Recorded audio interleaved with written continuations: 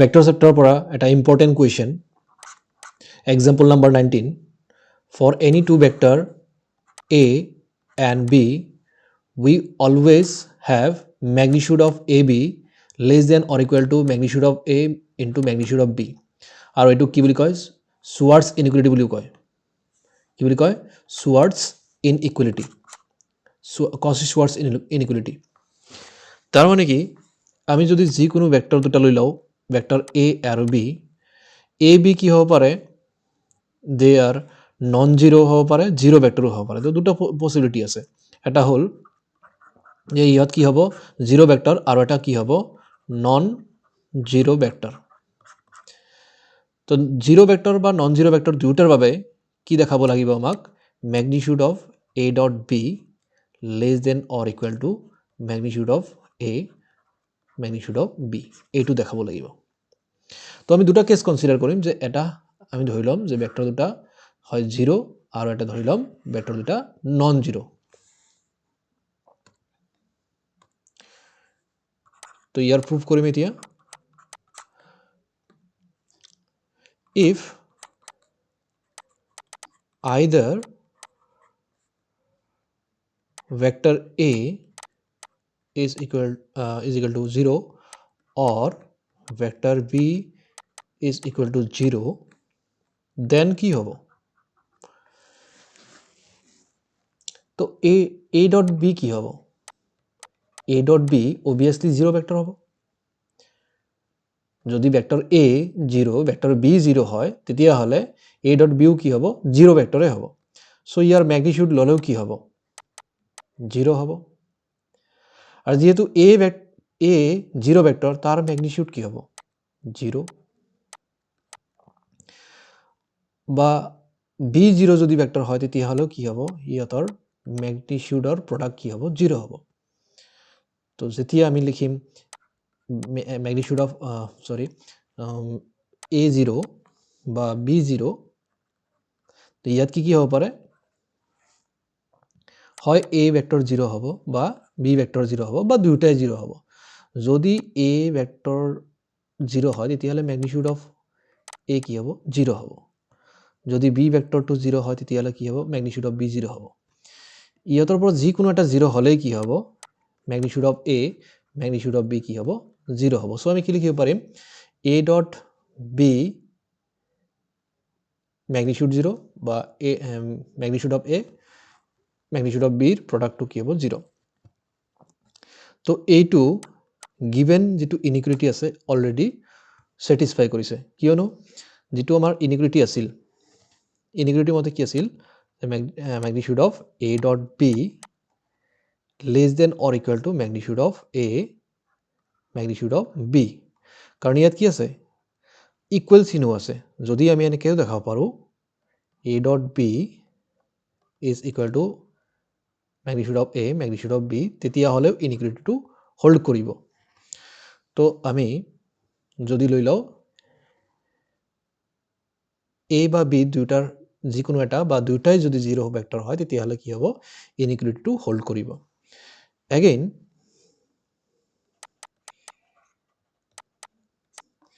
if vector A is not equal to 0 vector is not equal to B দুটাৰ এটাও যদি 0 নহয় তেতিয়া হলে কি হ'ব then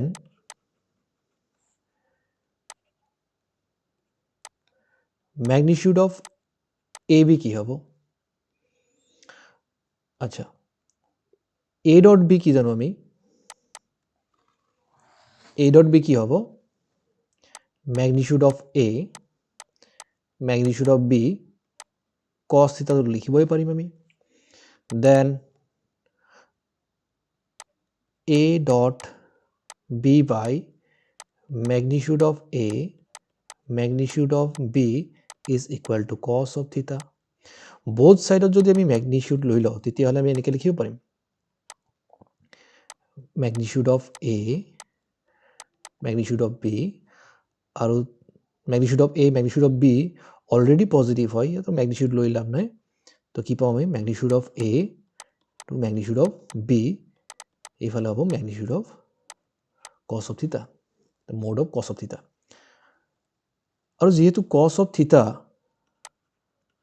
সদায় কি হয় -1 ৰ পৰা 1 ৰ ভিতৰত লাই কৰে তেতিয়া হলে mode of theta to কি হ'ব always 1 তকে লেসে হ'ব সো আমি কি পালো magnitude of A dot B by magnitude of A magnitude of B less than or equal to 1 so ইয়াত এনেকৈ লিখিব পাৰো এইটো ইফালে মাল্টিপ্লাই হলে 1 ৰ লগত কি হ'ব magnitude of A dot B less than or equal to magnitude of A magnitude of B তো আমাৰ হৈ গল এটো inequality to proof তো এটো কি inequality বুলি কয় Cauchy Schwarz inequality next inequality to কি দিয়া আছে next question হিচাপে আহিছিল দুবাৰ আহিছে এই question এবাৰ কি আহিছে state the triangular inequality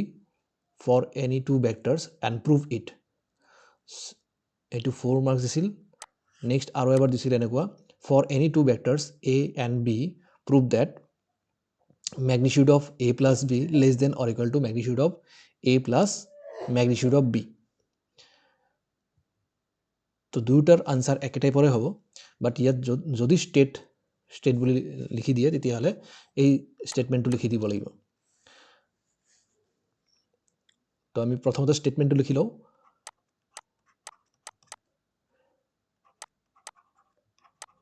স্টেটমেন্টটো কি যদি প্ৰথমটোৰ মতে আনসাৰ কৰা যায় তেতিয়া কি হ'ব স্টেটমেন্টটো for any two vectors A and B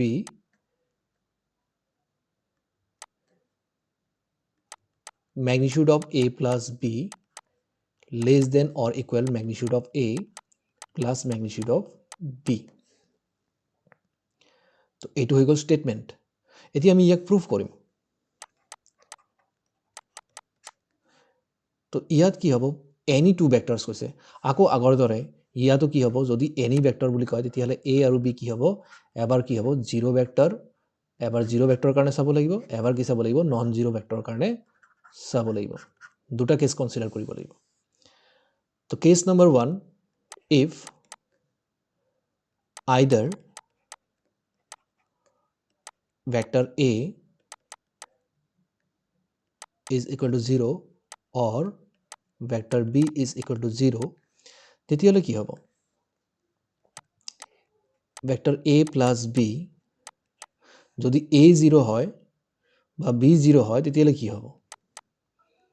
তেতিয়া আমি লিখিব পাৰিম যদি A 0 হৈ যায় তেতিয়ালে magnitude of B লিখিব পাৰিম বা যদি B 0 হৈ যায় তাৰ মানে এটুক আমি এনেকৈ লিখিব পাৰিম মানে কেনেকৈ হল বস্তুটো যদি A ভেক্টৰটো 0 হৈ যায় তেতিয়ালে লিখিব পাৰিম 0 plus B সো আহি যাব আমাৰ এনেকুৱা magnitude of B তো ইয়াত আমি যেহেতু A এৰ magnitude 0 তো magnitude of A এনেকৈ লগাই দিব পাৰো তো আমি এনেকৈ লিখিব পাৰিম A plus B তো both কেসৰ কাৰণে দুটা কেসৰ কাৰণে আমি কি লিখিব পাৰিম এনেকৈ লিখিব পাৰিম A plus B magnitude of A plus B is equal to magnitude of A plus magnitude of B তো আমাৰ যেটো ইনইকুয়ালিটি দিয়া আছিল ইয়াত less than or equal দিয়া আছিল যেহেতু ইয়াত ইকুৱেল চিন দিয়া আছে তেতিয়া হলো কি হ'ব ইনইকুয়ালিটিটো হোল্ড কৰিব তো যদি A is equal to 0 হয় বা B is equal to 0 হয় দুটাৰ কাৰণে বা যদি either A or B বা both একেলগে 0 হৈ যায় তেতিয়ালে এইটো ইনইকুয়ালিটি হোল্ড কৰিব এইবাৰ আমি সেকেন্ড কেসটো চাম সেকেন্ড কেসটোত কি হয় if A is not equal to 0 is not equal to B then এইবাৰ কি হ'ব আচ্ছা আমি এটা বস্তু জানিব লগিয়া বস্তু কি হয় যে সেম ভেক্টৰৰ যদি আমি ডট প্ৰডাক্ট কৰো তেতিয়া কি পাম আমি হেতু ভেক্টৰৰ মোডৰ স্কয়াৰ পাম এটো মনত ৰাখিব লগিয়া কথা তো আমি এনেকৈ লিখিব পাৰিম a plus b mode of a plus b whole square is equal to লিখিব পাৰিম a plus b dot a plus b এইটো কিয় লিখিব পাৰিছোঁ since same vector যদি x যিকোনো এটা ভেক্টৰ হয় ইহঁতৰ same vector যদি আমি ডট প্ৰডাক্ট লওঁ তেতিয়াহ'লে কি লিখিব পাৰিম ইহঁতৰ মডৰ স্কোয়াৰ লিখিব পাৰিম তেতিয়াহ'লে এইখিনিক a dot a dot b b dot a plus b dot b লিখিব পাৰিম তো a dot a কি লিখিব পাৰিম a dot a mod of a square লিখিব পাৰিম a dot b b dot a কি লিখিব পাৰিম a dot b then b dot b কি লিখিব পাৰিম mod of b square আৰু এইটো কিয় লিখিব পাৰিছোঁ এইটো লিখিব পাৰিছোঁ যেহেতু a dot b আৰু b dot a is equal to মানে a dot b আৰু b dot a same হয় কিয় same হয় এইটো স্কেলাৰ প্ৰডাক্টত a dot b যিমান হ'ব b dot a same হ'ব কাৰণ ইয়াত ম্যাগনিটিউডটোহে দৰকাৰ হয় ইয়াত ডিৰেকশ্যনৰ কথা নাহে তেতিয়ালে কি হ'ব same হ'ব তো আমি ইয়াত কি লিখিব পাৰিম a magnitude of a square plus twice a dot b plus magnitude of b square আচ্ছা আৰু এটা কথা যে যদি কোনো এটা ভেৰিয়েবলে হওক বা ভেক্টৰে হওক এইটো কি হ'ব সদায় ইয়াৰ ম্যাগনিটিউডতকৈ সৰুৱে হয় সো আমি কি লিখিব পাৰিম যদি x2 তাৰ ম্যাগনিটিউডতকৈ সদায় সৰু বা সমান হয় if x always less than or equal to mod of x then ইয়াত আমি এইটো ইনইকুৱেলিটি ইউজ কৰিব পাৰোঁ যে mod of a square plus 2 into mod of a dot b plus mod of b square লিখিব পাৰোঁ again cos Schwarz inequality কি পাইছোঁ যে mod of ab always less than or equal to mod of a mod of b লিখিব পাৰোঁ তো ইয়াতকে কি লিখিব পাৰোঁ ইয়াতকে কি হ'ব গ্ৰেটাৰ কি হৈ যাব mod of a square plus 2 into mod of a mod of b plus mod of b square আৰু যিটো কাৰ সমান হ'ব a mod of a plus mod of b whole square that implies mod of a plus mod of b square কি পালো less than or equal to mod of a plus mod of b whole square তো ইয়াৰ পৰা আমি কি লিখিব পাৰিম both side যদি আমি স্কয়াৰ ৰিমুভ কৰি দিও তেতিয়ালে কি পাম আমি mod of a plus b always less than or equal to mod of a plus mod of b আৰু হৈ গ'ল আমাৰ proof যেটো আমাক ইনইকুৱেলিটি proof কৰিব দিছিল complete